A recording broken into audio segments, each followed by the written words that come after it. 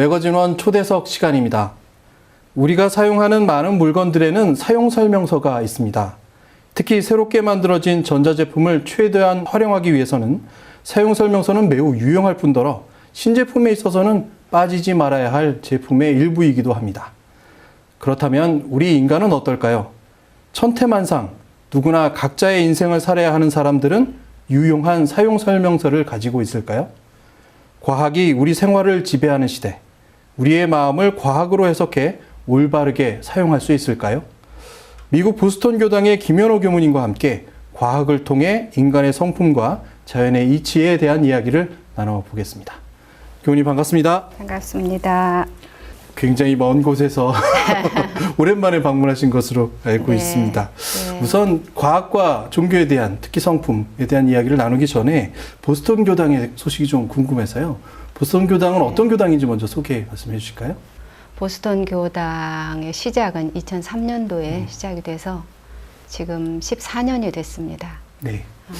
지금 열반하신 초타원 백상원 종사님께서 이제 보스턴 교당 설립의 의지를 가지시고 시작하셔서 저와 함께 14년 전에 보스턴 교당을 이제 설립을 하게 되었고요. 저희 보스턴 교당은 이제 미국인이 한 20여 명 되고 있고 한국인은 한 10여 명 그렇게 열심히 공부하고 있습니다. 해외 교당의 말씀을 드리다 보면 네. 백상원 교무님에 대한 말씀을 계속하게 되고 계속 네. 듣게 됩니다. 네. 정말 들을 때마다 존경의 말씀을 더 드릴 수밖에 없는 그런 분인 것 같아서요. 네. 나중에 이 말씀도 한번 나눌 수 있는 시간이 되길 바라겠고요. 네.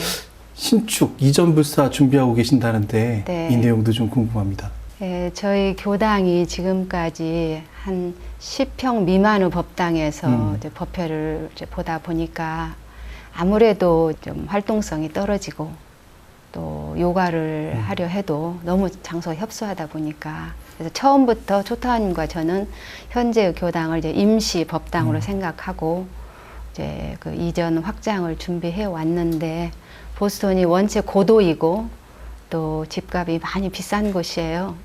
그래서 그 뜻을 이루지 못하고 있다가 이제 올해 4월 달에 이제 좋은 건물이 이제 나와서 이제 그 건물을 확정하고 이제 보스턴에는 찰스 강이 그 보스턴 네. 시내를 흘러가고 있거든요. 네네.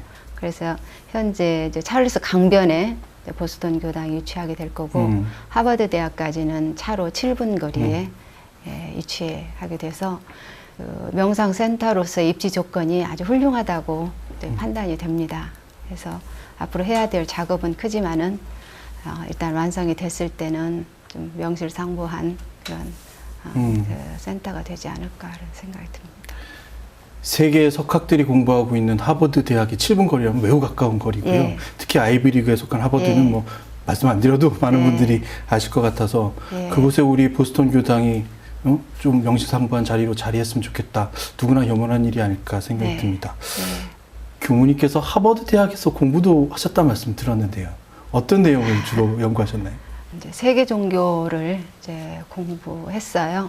그 전에 제가 플로리다에서 불교학을 네. 이제 공부했는데 제가 모시고 있던 초타원 백상원 종사님께서 이 하버드는 지성사회이기 때문에 앞으로 어떤 지성인들과의 어떤 교류 또 지성을 넘어서 어떤 영성 문화를 이끌어 가기 위해서는 조금 더 공부가 필요하겠다. 이제 그런 지도를 받으면서 제가 이제 세계 종교를 이제 공부하게 되었고요. 그 석사를 마칠 즈음에는 제 생각이 조금 바뀌었어요. 불교와 타종교의 경전과 어록과 사상을 공부를 하다 보니 결국은 인간이 하는 모든 배움들, 학교 배움을 넘어서서 종교적인 활동까지도 결국 뭐 하자는 것인가 하니 이 물건 하나를 어떻게 해보자는 것이더라고요. 네네. 그래서 모든 이 성자들, 부처들의 그 언어는 다르고 문화와 전통은 다르지만 그 이루어 놓은 그 성과, 그 인간으로서의 어떤 성취라고 그럴까요? 그 성취의 기반이 되는 인체는 같아질 것이다. 네네. 이제 그러면서 저는 몸에 대한 관심이 이렇게 시작이 되더라고요. 네네. 그래서 이제 그때 이 깨달음과 인체라고 하는 게 화두가 제 마음에 들어서기 시작했고, 모든 깨달은 자들의 인체 내부를 현미경으로 네, 좀 보고 네. 싶은 거예요. 네, 네. 그런 어떤 그 위대한 수행의 그 족적을 좀 탐구하고 싶다고 할까요? 네. 이제 그런 마음이 들면서 제가 인체와 뇌에 대한 관심이 시작이 됐어요. 그 깨달음의 생리적인 기초라고 그럴까요? 반드시 수행은 몸을 변화시킨다라고 하는 확신이 들어서 네. 그때부터는 제가 저 자신의 공부도 좀 더 과학적, 실험적 정신을 가지고 도전하기 시작했고, 그래서 지금 이르렀습니다. 네. 물론 많은 사람들이 지금 과학 시대에 종교라는 것을 물론 믿지 않는 사람들은 항상 과학이 예. 우선이라고 생각하고 예. 과학 우선으로 생각하다 보면 종교는 검증되지 않으니 비과학적이라고 생각하는 예. 그런 생각들이 팽배해 있는 것이 예. 이제까지의 삶인 것 예. 같습니다. 특히 우리 젊은 세대는 또 어르신들과는 예. 다르게 이 교육을 예. 수도 없이 받다 보니까 종교에 접근하는 생각 또한 다를 수밖에 없을 것 같거든요. 예. 그래서 교우님께서 그 말씀해 주시는 그 강의를 들으면서 이렇게 생각할 수 있구나라는 신선한 생각도 저 하게 됐는데요. 과학시대의 성리를 말씀하시면서 제일 먼저 꺼내신 말씀이 인간에게도 사용 설명서가 있을까? 있을 것 같다라고 말씀하시면서 시작하셨어요. 인간의 사용 설명서. 제가 처음에도 말씀드렸습니다. 어떤 것일까요? 제가 어쩌다 다행히 수행자의 길을 가게 되었고, 또 수행을 하다 보니까 어느 순간부터 제가 이전의 사람이 아니라는 것들을 스스로 느끼게 되더라고요. 이전에 몰랐던 것을 알고 깨우치고, 이전에 하지 않았던 새로운 좋은 습관들이 생기고, 그러면서 들어지는 것이 지금 아는 것을 내가 어렸을 때 알았더라면, 지금 깨우친 것을 일찍이 좀 배웠더라면, 또 지금과 같은 몸의 상태를 어려서부터 좀 길들여 줬더라면, 그런 시각으로 타인들을 보니까 너무 모르는 거예요. 네, 네. 예. 식사를 할 때도 저렇게 식사를 하면은 안 될 텐데, 또 호흡하는 모습을 봐도 저건 아닌데, 또 어떤 일상생활을 하는 모습들을 보면은 저런 삶의 결과가 어떻게 될 건데. 근데 이제 저 자신도 참 잘못 배운 것이 너무 많구나. 네, 네.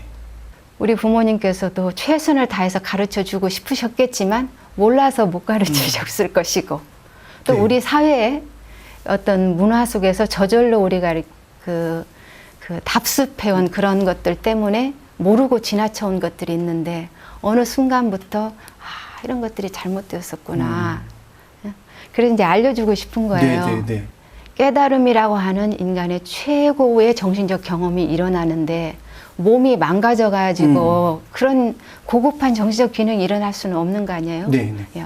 몸이 완전히 단련이 되고 정화되어지고 뭔가 시스템이 어떤 세팅이 제대로 되었을 때 그런 훌륭한 일이 이벤트가 일어나는 것이지. 그러다 보니까 음식에 대해서도 관심 있게 공부하게 되고, 영양에 대해서도 공부하게 되고, 운동에 대해서도 그렇고, 미술이나 음악에 대해서도 관심이 가지는 거예요.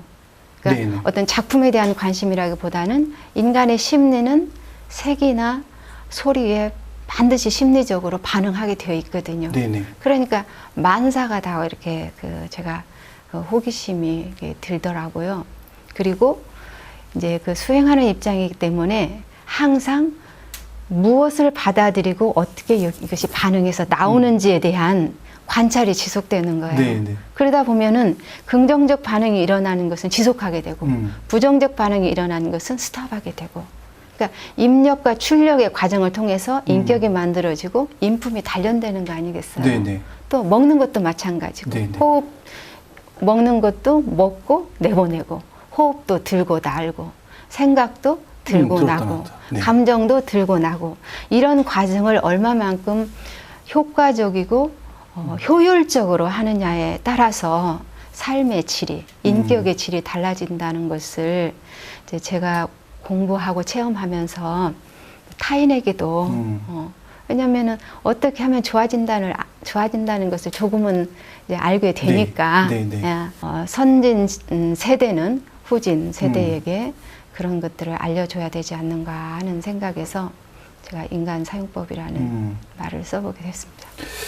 네. 영육상전이라고 말씀은 하지만 예. 이 말씀에 육보다는 영에 먼저 기반을 예. 두고 육을 해석하려고 예. 하는 그 습성이 강한 것 같거든요. 예. 교무님께서 이걸 한번 뒤집어 보셨어요. 그래서 네.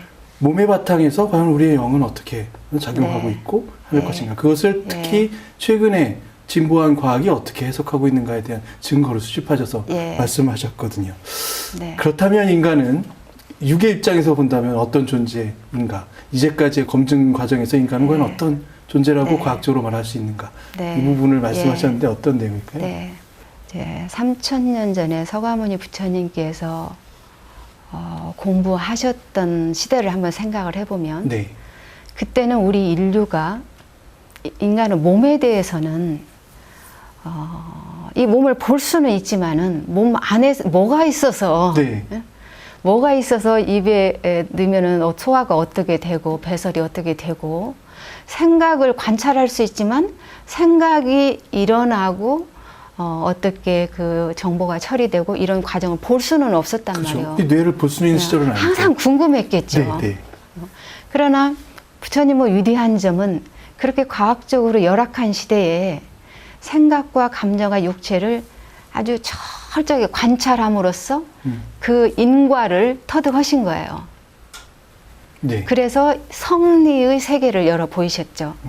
근데 21세기에는 3000년이 이제 지났어요. 네. 21세기에는 우리 인체 내부를 상당한 부분을 우리가 관찰할 수가 있고 수술도 할 수 있고 뇌까지도 살아있는 인간의 뇌 작용까지도 촬영을 하고 뇌 신경 물질이나 이런 부분들을 검사할 수 있는 그런 시대까지 왔단 말이죠. 네, 네. 그러면 우리는 인간에 대한 이해의 폭과 깊이가 훨씬 3000년 만에 넓어지고 깊어졌다고 이제 봐야 되거든요. 네, 네. 그런데 지금 이제 현대 과학에서 인간은 약 60조에서 100조 되는 세포로 구성되어 있다라고 얘기하고 있어요. 네. 그리고 우리 뇌는 약 1000억 개의 세포로 되어 있다. 그리고 그 1000억 개의 세포는 약 1000개에서 10,000개 정도 되는 그 이제 다른 세포들과 연결망을 짓는다. 그걸 이제 스냅스라고 하는데 네, 네, 네. 그렇게 본다고 할 때 우리가 하나의 생각을 이뤄내고 하나의 감정을 이뤄내고 하나의 행위를 할 때는 이 뇌세포 간에 이 정보를 주고받는 엄청난 그 활동들이 되어질 때 그게 되어지는 거지 네, 네. 그냥 입에서만 나와지는 것은 아니란 말이죠. 네. 그렇죠. 네. 우리가 어떤 그 감정 생활을 할 때도 이 뇌에 어떤 작용들이 있어 가지고 그렇게 되는 것이지 그냥 무작위로 되는 것은 아니라는 거죠. 그래서 이제 저는 이제 수행자로서 교화자로서 이제 경전을 보고 어떤 영적 어떤 지혜의 서들을 보면서 과학적 또 텍스트를 보다 보니까 이게 양방으로 해석이 되는 거예요. 네. 네. 우리의 몸이 이럴 때는 이런 지혜의 어떤 그 창구가 만들어지는 것인가. 또 이렇게 어떤 생명의 실상을 보고 그 실상을 통철하고 지혜의 말씀으로 이끌어낼 수 있는 분의 생리적 상태는 이런 것인가 하는 이게 그 해석이 되는 네, 거예요. 네, 네. 그러다 보니까 공부에 진전도 더 있게 되고 또 수행의 동기부여도 더 확실해지고 강해지고 재밌죠. 네. 예. 인간이면서 인간이 무엇인가를 알아가는 기쁨, 그것이 저는 최고의 기쁨이라고 저는 생각합니다. 사실 저희가 기사 검색을 하다 보면 과학 기사가 이렇게 올라오거든요. 네. 인간의 뭐 게놈 지도를 완성했다. 인간의 네. 유전자가 네. 어떻게 해석되고 있다. 그것이 뭐 수억 개에 해당하는 것을 다 분석해서 이제 다 가지고 있다. 이런 말을 들을 때 이것이 네. 종교하고는 그게 연관되지 않는다. 이런 생각을 했는데 네. 방금 교무님께서 말씀하시는 것은 이게 깨달은 분들의 네. 과연 뇌는 어떻게 작동하는가. 네. 깨달은 분들의 소화기관은 어떻게 작동하는가 이런 것에 대한 관심이 생겼다는 말씀을 방금 네. 해주시고 계세요. 네. 그러면서 우리 인간의 그 활동의 기본적인 정보들을 이렇게 활용하다 보면 그것을 정말로 우리가 잘 활용할 수 있는 단계까지 갈 네. 것이라는 말씀을 하고 계시는데 네. 제가 좀 궁금한 게 있습니다. 그렇다면 정말로 깨달은 분들, 부처, 과연 부처의 어떤 과학적인 해석은 어떻게 할 수 있을까? 그것도 가능할까라는 생각도 좀 드는데요. 네. 저는 이렇게 생각해요. 컴퓨터를 새로 하나 샀을 때 컴퓨터를 잘 아는 사람은 컴퓨터에 있는 모든 기능을 다 쓸 수가 있잖아요. 저는 부처라고 하는 성인이라고 하는 사람들은 인간에게 주어진 모든 가능성을 발현시킬 수 있는 사람이라고 저는 봅니다. 네, 네. 근데 인간은 육체적인 차원만 있는 건 아니거든요. 인간은 육체적 차원도 있고 감성적 차원도 있고 지적 차원도 있고 그걸 넘어서서 영적 차원도 있는 다차원적인 존재예요. 그렇기 때문에 그 다차원을 다 완성하고 네. 다차원에 걸쳐서 장착된 그 시스템을 아주 만땅으로 풀로 개발해서 쓸 수 있는 그렇게 개발된 인간을 저는 부처라고 보고 네. 저도 그런 인간이 되기 위해서 다방면으로 노력을 하려 하고 있습니다.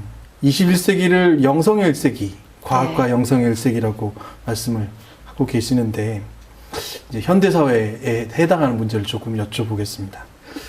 아무래도 많은 사람들이 그만큼 지적 발달을 하고 있거든요. 네. 지식이 예. 계속 축적되고 있다는 것은 그만큼 네. 현명해진다는 말로도 될 수 있을 것 같은데 그런데 현명해지는 만큼 또 다른 부작용들이 나타나는 것 같습니다. 특히나 불안, 우울 네. 이런 것들이 현대를 대변할 수 있는 어떤 증상 가운데 가장 큰 것일 것 같은데요. 이것은 이제 교무님께서는 교감신경의 과부하로 인한 긴장 상태의 구속, 좀 어려운 말이긴 한데 이렇게 정의하기도 하셨어요. 네. 현대인의 문제는 과연 어떻게 해석할 수 있을까요? 이제 저는 조금 다른 생각을 가지고 있는데요. 현대인들이 현명해진다기보다는 지나친 정보의 양에 의해서 혼선을 빚고 있다고 네. 저는 보거든요. 네, 현명해진다라고 하는 것은 진리의 실상을 보는 눈이 성장한다는 것인데 네, 네.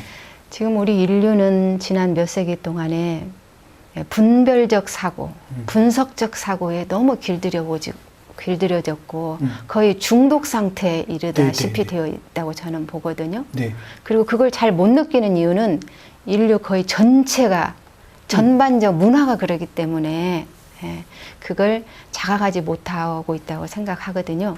그런데 우리의 뇌는 좌뇌와 우뇌로 교량에 의해서 연결되어 있다고 그러는데 그러면 무언가가 우리 몸에 있을 때는 활용도가 있기 때문에 생겼을 거 아니겠어요. 네. 그럼 이것이 역할이 뭐냐? 네, 네. 근데 이제 과학에서 이제 발견한 바에 의하면 좌뇌는 분석을 한다고 그러거든요. 분별을 한다. 네, 네. 분별을 한다는 것은 이것과 저것을 나누어 볼 수 있는 힘인 거죠. 그다음에 이제 우뇌는 이것과 저것이 하나인 것을 인식하는 능력을 가지고 있다고 그러거든요.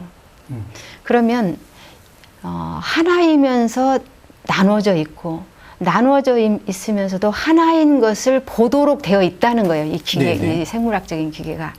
그래야 건강하고 온전해진다는 거죠. 근데 현대 인류는 거의 90% 이상이 좌뇌 중심적으로 구성되어 있다는 거예요. 작용이 되고 있다는 거예요. 그런데 모든 스트레스는 분별에서 오거든요. 네. 상대심에서 오는 거고. 네.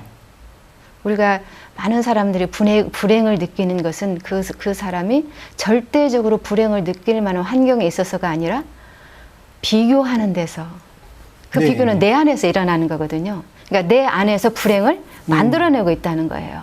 내 시스템 문제로. 그래서 우뇌를 활성화시키는 노력이 필요한데 종교 수행은 통틀어서 보면은 결국은 우뇌를 활성화시키고 그래서 우뇌와 좌뇌의 균형과 밸런스를 맞추는 작업이 아닌가 그렇게도 또 해석을 해볼 수 있을 것 같습니다. 정말 우리가 어떻게 배워왔는가를 방금 말씀해 주셨어요. 네. 서양 문명이 전파된 이후로 우리는 항상 직업도 분화시키고 네. 모든 과목도 분화시키고 네. 배우는 것 자체를 따로 생각하면서 계속 네. 그것을 발견하는 네. 것 같고요. 전문가라고 하면 한 분야의 전문가가 결국 대접받고 인정받는 시스템을 계속 키워온 네. 것 같습니다. 네. 거기에 별다른 이견을 가져온 적이 없는 것 같다는 네. 생각도 들고요. 네. 근데 말씀하신 대로 그렇게 해서 한 가지만 알게 되는 사람이 과연 네. 정말 전인적인 아까 부처와 같은 인격을 가질 수 있을까? 네. 그 의문은 저도 같이 드는 생각인 것 같고요. 과학과 종교가 연결되는 것이 과학에서로부터 가능할 것이라는 그 주제를 지금 말씀해 주고 계시는데요. 그렇다면 우리가 정말로 그런 열반을 경험할 수 있는 부처가 되기 위해서는 과학적으로 생각해 본다면 어떤 것들을 할 수 있을까? 물론 우리가 항상 얘기하는 무시선, 무처선 이것이 방법이긴 하겠습니다만 과학적으로는 어떻게 말씀할 수 있을까도 궁금합니다. 지금 종교와 과학 이렇게 말씀하셨는데 저는 종교와 과학을 지금은 하나로 보거든요. 네. 모든 성자들도 그 인간이 무엇인가라고 하는 질문에서부터 네. 탐구를 시작했어요. 그리고 지금 현재의 21세기의 과학자들, 생물학자, 화학자, 의학자, 뇌과학자 이런 분들도 결국은 인간이 무엇인가에 대한 질문을 가지고 지금 덤벼들고 있거든요. 네네. 그렇기 때문에 저는 이제 21세기 이후에 종교와 과학은 인간학으로 이제 갈 것이다. 이제 저는 그렇게 보고 있고요. 그러면 부처가 되기 위해서 무엇을 해야 되느냐? 네. 이제 부처라는 개념을 내려놓고 네. 제가 공부하는 것을 소개를 하면 네네. 저는 이 물건이 이 세상에서 제일 궁금해요. 이 물건이. 이 물건이요. 네. 내 몸이요. 이 몸을 포함해서 생각도 감정도 이것이 제일 궁금하고 이것이 제일 사랑스럽죠. 왜냐하면 이것이 들어서 어떤 인간으로서 경험을 만들어내고 있으니까요. 그래 보니까 이걸 어떻게 잘 명모를 만들 것인가, 명품을 만들 것인가 하다 보니 이제 먹는 것에서부터 이것이 살기 위해서는 먹잖아요. 네네. 그럼 뭘 어떻게 먹어야 되는지, 네. 언제, 어떻게, 무엇을 먹어야 되는지, 또 호흡도 사람마다 호흡이 다 달라요. 또 호흡 상태에 따라서 감정이 달라요. 그렇죠. 호흡이 급한 사람이 여유와 평화를 경험할 수가 없어요. 아주 호흡이 급하고 거친 사람은 흥분 상태이거나 화가 난 상태이거나 불안한 상태이거나 뭔가에 쫓기고 있거나 같은 코드로 가거든요. 네. 그래서 호흡도 어떻게 하면 좋은 호흡, 생명의 이로운 호흡, 이 존재를 가장 쾌적한 상태에 최적화된 상태로 만들 것인가. 네. 그러다 보니 음식도 존저리 해야 되고 호흡도 존저리 해야 되고 그 다음에 일어나는 생각들 또 근데 밖에서부터 오는 정보들을 어떻게 조절해서 네. 이것이 과부하가 걸리지 않게 또 일어나는 생각도 선별을 해서 쓸 것과 안 쓸 것들을 구별하고 또 일어나는 감정도 잘 그 에너지들을 순화해서 쓰는 노력. 그랬을 때 이것이 이 내면에서 느껴지는 그 에너지가 이것이 지금 최적화된 상태다 하는 느낌이 주관적으로 그 느낌을 네. 가질 수가 있어요. 어떻게 보면은 자존감이고 자신에 대한 좋은 느낌이라고 그럴까요?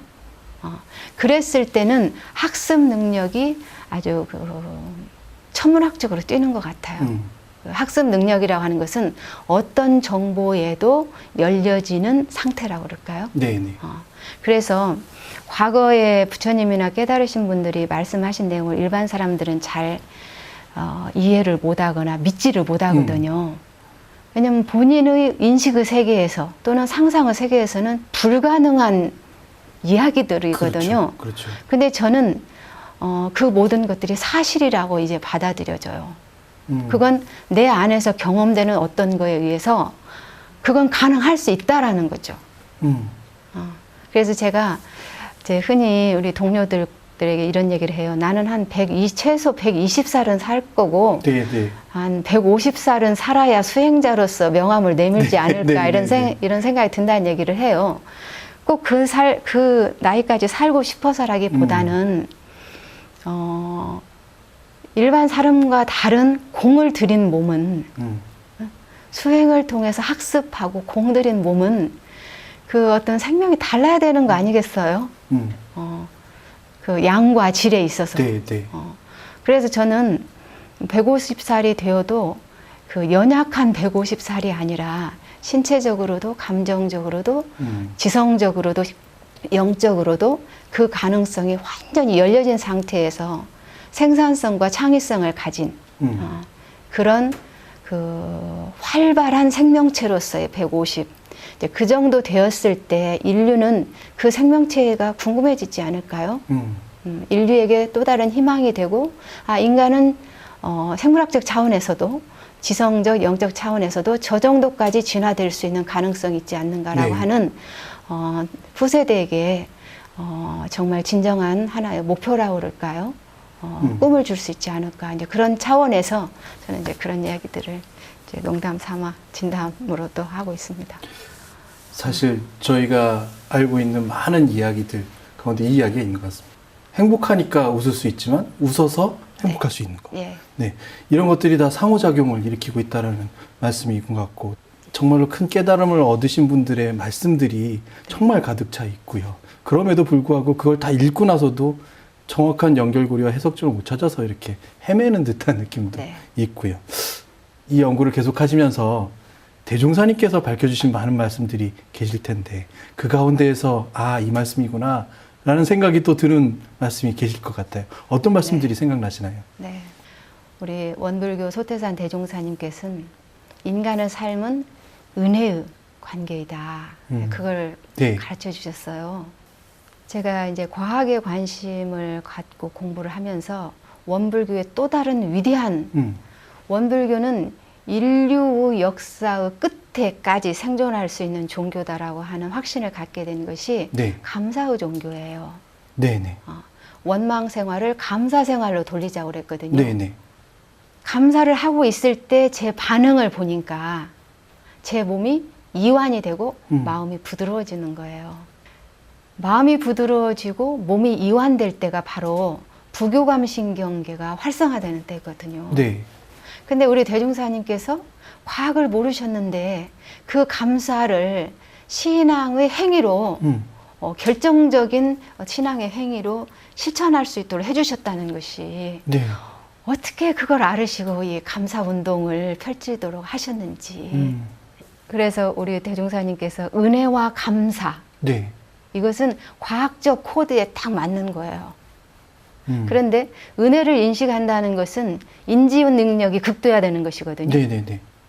이 우주 생명을 하나로 보듬을 수 있는 것이 은혜에 대한 인식이에요. 그 다음에 그것을 내 안에서 생물학적으로 내 몸을 변화시킬 수 있는 감성적 활동이 감사예요. 그러면 은혜와 감사, 이 두 가지만으로도 우리 네. 원불교는 인류의 역사와 함께 같이 갈 수 있는 그리고 과학적 어떤 진보와 함께 갈 수 있는 그런 위대한 종교, 저는 그런 생각을 가지고 있습니다. 네. 감사한 마음이 들 때 네. 정말 말씀하신 대로 어떤 순간보다 행복함을 네. 느끼게 되는 게 그 순간인 예. 것 같습니다. 그것을 표지로 깃발처럼 네. 저희에게 알려주셨다는 말씀으로 네. 생각이 들고요. 참 많은 생각들을 정말 말씀을 듣는 동안 하게 됩니다. 그리고 이제까지 배워왔던 수만 가지의 것들이 생각이 나면서 그것들이 이렇게 연결되지 않을까 저렇게 연결되지 않을까라는 또 다른 의문점들이 계속 생겨나는 순간인 것 같습니다. 조금 분별을 한동안 만드셨는데 분별되는 질문 한 가지만 좀 더 드려보겠습니다. 네. 워낙 대한민국에서 지금 4차 산업혁명 관련된 화두가 있습니다. 네. 특히 인공지능이라든지 로봇이라든지 이런 물질의 극대화가 정말 긍정적으로 인류를 풍요롭게 할 것이다. 우리도 풍요롭게 할 것이라는 긍정적인 어떤 판단과 아니다. 저것이 정말 발전되게 되면 인간성을 우리가 말살당하고 네. 저 모든 우리의 풍요로움을 뺏길 수도 있다라는 어떤 부정적인 생각들이 공존하고 있는 것이 이 어떤 4차 산업혁명에 대한 분석인 것 같거든요. 네. 교우님께서 이 부분을 조금 방금 말씀해 주신 부분을 좀 보시고 저희한테 네. 좀 해석을 좀 해주신다면 어떤 예. 것이 있을까요? 저는 그쪽 세계는 잘 모르지만 저는 이제 이런 생각을 가져봐요. 지금 지구상에서 인간이라고 하는 생명종이 지구를 제패하고 있잖아요. 네. 근데 생물학적으로 인간은 정말 열악하기 이를 데 없는 생명체인데 이 머리 하나로 지금 이 지구상을 완전히 네. 그냥 제압을 하고 사는데 이런 인간이 뭘 못하겠느냐. 로봇가 아니라 로봇 할아버지라도 다 만들어낼 것이고 누가 하지 말란다고 안 하는 게 인간이 아니잖아요. 그 부분 같습니다. 하지 말란다고 그죠? 안 하는 것은 아니고. 네. 그것이 인간의 속성이거든요. 그러니까 우리가 무엇을 하지 말라고 하는 쪽으로 가서는 우리는 성공할 수가 없다고 저는 생각을 하고 다만 인간은 무엇이든지 만들어낼 수 있을 텐데 그 결과를 예측할 수 있는 힘을 상실하면 우리는 우리의 미래를 장담할 수가 없다. 그러니까 그 결과를 예측할 수 있는 힘을 가지고 그렇다면은 원인을 통제할 수 있는 힘이 생기겠죠. 네. 인과의 법칙이니까요. 네. 네. 어떤 것을 만들 수 있는 지능이 있었을 때 만들고 끝나는 것이 아니라 이것이 앞으로 어떤 효력을 발휘할지에 대한 예측의 힘이 있으면 이것을 해야 할지 말아야 될지를 결정할 수 있는 것도 우리에게 힘이 있다는 것이죠. 네. 그러면 저는 거기에 지금 이제 로봇을 만들 수 있다라는 것은 인간이 그만큼 어떤 지적 능력, 어떤 분석적 능력, 물질 세계를 다룰 수 있는 능력이 그만큼 성장했다는 것인데 거기에 도덕적 책임 능력 또 있어야죠. 네. 거기에 로봇에 심을 수 있어야 되는 거죠. 그거를 저는 이제 ethical intelligence라고 네, 말을 네, 네. 하겠어요. 네. 윤리적 지성. 네. 그 하버드 대학의 그 하워드 가드너라는 사람이 인간 많은 천재들을 연구를 하다 보니까 천재 중에 천재는 그럼 어떻게 될 거냐? 멀티플 인텔리전스. 다방면의 지능을 가진 인간, 붙여오는 멀티플 인텔리전스를 가진 인간이겠죠. 네. 네. 근데 저는 거기에 로봇 시대에 우리 인간이 로봇에 윤리적 지능을 심을 수 있느냐, 도덕적 책임 능력을 심을 수 있느냐. 그렇다면 아무 문제 없겠죠. 네. 네. 저는 그것을 주문하고 싶어요. 그런데 우리 인간은 인간의 능력 너머를 할 수는 없잖아요. 네. 네. 그렇죠. 그죠? 내가 할 수 있는 것까지 남을 가르칠 수 있는 것이고 만들 수 있는 것이잖아요. 그렇다면 로봇을 만들기 이전에 우리는 인간이 도덕적 어떤 책임 능력, 윤리적 지성이 어느 정도 성숙되어야 되지 않는가. 많은 사람이 이제 인공지능 시대를 두려워하는데 사실 우리 시대가 얼마나 두려운데요. 네. 네. 도덕적 능력이 부실한 인간과 함께 사는 세상이 얼마나 위험하고 또 내 안에서도 그런 순간순간들이 있을 때 그것이 내 생존에 얼마나 위태로운 그 순간인 것을 자각해야 되는데 우리는 지금 인공지능만 두려워할 때가 아닌 것 같아요. 우리 지금 21세기 인류 안에 도사리고 있는 끝없는 불안, 공포, 두려움, 교감신경, 안정 그것이 급선인 것 같고요. 그런 부교감신경에 활성화된 인간이 이 지구의 어떤 편만해질 때 인공지능은 우리에게 정말 100% 유용한 그런 걸로 활용되지 않을까 하는 생각을 갖게 됩니다. 정말 그 말씀 또 깨닫게 됩니다. 뭐냐면 악을 가지고 있는 사람들과 살아가는 것이 더 불안한 것이다라는 말씀이 우선적으로 생각이 들고요. 그 부분에서는 결국 그러면 우리는 우리 단독이기도 하지만 같이 살아가는 공동이기도 하고 그것이 일원의 인간이기도 하다는 생각을 또 하게 됩니다. 그러면 이건 좀 예의가 될 수 있을지 모르지만 우리 사회에서도 흔히 말하는 소시오패스, 좀 정신적으로 많은 피폐를 겪은 사람들이 인과관계에 의해서 전에 받았던 탄압에 의해서 계속 이상행동을 하게 되는 그 모습을 우리가 미리부터 그렇게 될 것이라는 예감을 했다면 미리부터 서로 돕고 했다면 그런 현상들이 벌어지지 않게 만들 수 있다라는 말씀 같고요. 앞으로 우리가 살아갈 세상이 그런 이런 부처의 세상이 되기 위해서 대문사님 말씀하신 천년의 만보살의 세상이 되는 그 세상의 모습은 과연 어떤 것인가? 우리가 먼저 어떤 것을 생각하고 활동해야 하는가? 도덕을 먼저 생각하는 활동을 해야 한다고 조금 전에 말씀해 주신 하셨습니다만, 우리 인간을 영어로 휴먼 빙이라고 하죠. 휴먼 두잉이라고 하지 않거든요. 네. 예. 근데 이제 방금 저에게 무엇을 해야 하는가 했는데 거의 많은 사람들이 무엇을 해야 하는가로 고민을 해요. 네. 휴먼 두잉, 네, 네, 휴먼 두어들이 되고 있어요. 네. 예. 근데 우리 인간은 휴먼 빙이어야 되거든요. 빙이 음, 존재거든요. 남을 위해서 뭘 하기 이전에 내가 온전해야 남을 위해서 진정으로 뭐 함이 이루어지거든요. 네. 네. 근데 많은 사람들이 바빠요. 네. 남을 위해서 뭘 해야 하는 것 때문에도 바쁘지만 자기를 위해서도 무엇을 자꾸 하려고 하고 가지수를 늘리고 그러는데 내 자신의 상태를 온전하게 하는 것이 제일 급선무거든요. 자기 바라보기. 네. 내가 먹을 때는 뭘 먹고 어떻게 먹고 있는지를, 이렇게 먹어도 되는지를, 이렇게 먹었을 때 몸이 어떻게 되는지를 알아차리고, 호흡을 할 때도 이렇게 거친 호흡을 계속 해도 되는지 그걸 알아차리고, 생각과 감정이 드나들 때도 그걸 알아차리고 하다 보면은 자연히 자기 조절 능력이 생기고 이 생명을 즐기는 힘이 생기고, 그러다 보면은 어울림 자체가 남을 위해 하는 것이 돼요. 네. 네. 그런데 자기가 흐트러진 사람이 남을 위해서 뭘 한다고 자꾸 힘을 쓰면 뜻과 같지 않게 남한테 해를 주거든요. 네. 네. 네. 의도는 좋다마는 결과가 결국은 타인에게 해를 주는 일들이 참 많아요. 사실적 도덕의 말씀일까요? 그 부분이 연관이 될 수 있을까요? 그렇죠. 네. 사실 성자들은 남을 위해서 그렇게 열심히 바쁘게 돌아다니면서 돕는 것이 아니라 그분의 존재 자체가 힘이 되는 거거든요. 그러면 그분이 아무것도 하고 있는 것이 아니라 내면 작업을 하고 있는 거예요. 내적 노동자예요. 수행자는 자기 내면을 끊임없이 조절하고 완성시키는. 그러면 그것이 어떻게 타인에게 힘이 가느냐면 이게 에너지체거든요. 모든 생명은 에너지예요. 그러면 이 에너지가 폭발적인 힘을 가질 때 그 에너지가 타인에게 쏘아지는 거죠. 에너지는 벽이었기 때문에 그런 방식으로 타인에게 힘을 주고 돕고 완전 시스템을 바꿔버리는 거거든요. 몸을 움직이지 않고도, 단 한마디의 언어를 쓰지 않고도, 단 한 가지의 생각을 쓰지 않고도 그 존재만으로도 타인의 운영 방식을 바꿔버려서 인간을 바꿔버리죠.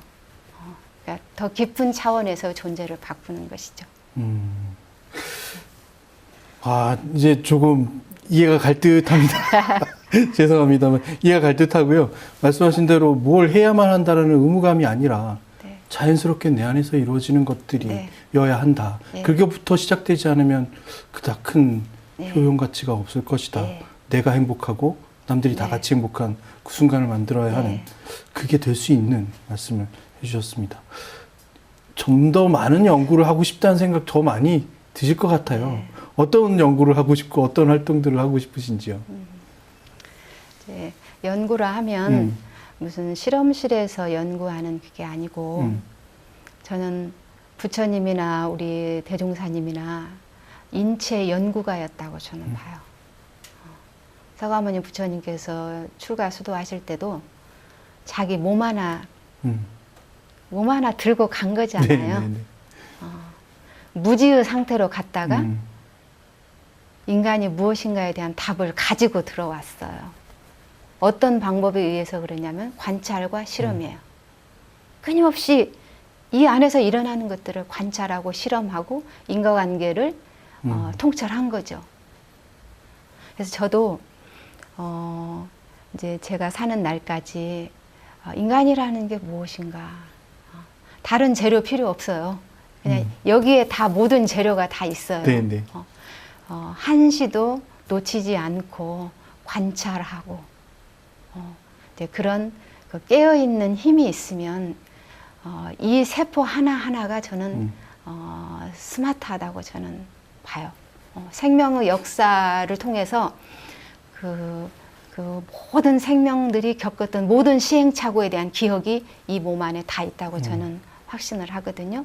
그래서 경청하고 지켜보기만 하면 요 안에서 그 해법을 다 제시한다라고는 확신을 가지고 있기 때문에 그런 수행자로서 또 교화자로서 그런 좋은 인간이 될 수 있도록 또 정말 멀티플하게 다방면에서 만능이 되는 인간이 될 수 있도록 정진하는 거고, 거기에서 후진에게 전해줄 수 있다면 그 노하우를 전수하는 것, 그것이 제가 앞으로 가지는 공부 내용이라고 할까요?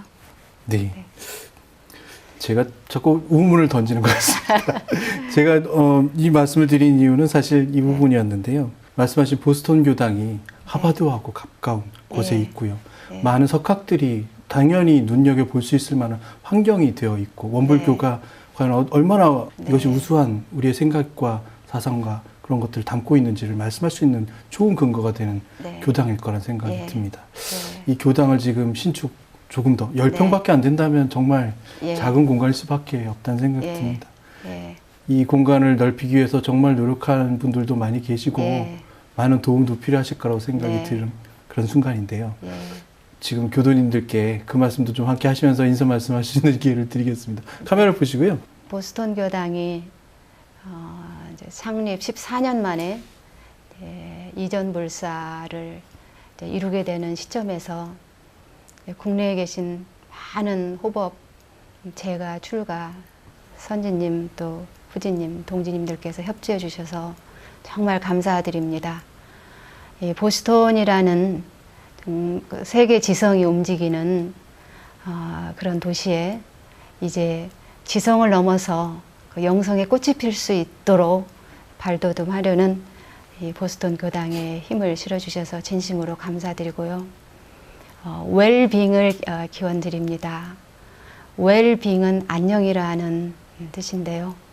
그 내면의 평화와 내면의 기쁨과 내면의 행복과 내면의 재미가 충만한 우리 교도님들 되시기를 진심으로 염원하면서 인사드립니다. 감사합니다. 교무님과 말씀하면서 말씀 계속 나누면서 저 나름대로는 여러 가지의 반론들이 사실은 있었습니다. 근데 그 반론들을 제기하기 이전에 말씀을 통합해 주셨거든요. 그것이 무엇이냐면 과학은 항상 인간에게 좋은 면만을 제공하느냐. 과학의 발전으로 인해서 전쟁이 더 심화되고 훨씬 더 비인간적인 행위들이 일어나는 것도 사실이다 라는 생각을 하면서 과학만이 만능은 아니다 라는 어떤 아주 평범한 논제를 생각했었는데 방금 말씀하신 답을 좀 주셨습니다. 그렇게 존재함으로써 무엇인가를 하려고 하고 계속 엉뚱한 방으로 가지 않겠다라는 존재함으로써 발생할 수 있는, 그리고 통합하면서 우리가 전체를 생각할 수 있는 그 부분이 먼저 되지 않으면 그 발전상이 결국 좋은 것이 아니구나라는 것에 대한 답을 얻었고요. 또 하나, 인간은 당연히 이렇게 수도하고 정말로 자기 자신을 가다놓으려고 하는 많은 사람들이 흔히 말하는 천열의 만보살의 세상이 되는 그 순간에는 당연히 이루어지겠구나. 그것을 제동사님께서 말씀하셨구나라는 생각을 하게 됐습니다. 정말 즐거운 대화 시간이었고 많은 분들께서도 순간순간 의문과 함께 답도 얻어가셨던 그런 이야기였다고 생각이 듭니다. 보스턴 돌아가시면 더 많은 바쁜 시간들 보내셔야 될 것 같은데 건강, 무엇보다도 건강 먼저 말씀하시니까 제가 말씀 안 드려도 되겠습니다만 건강하시길 바라겠고요. 다음에 한국에 다시 오실 때 다시 한번 말씀 나눌 수 있는 기회 만들면 좋겠습니다. 오늘 말씀 정말 감사합니다. 감사합니다.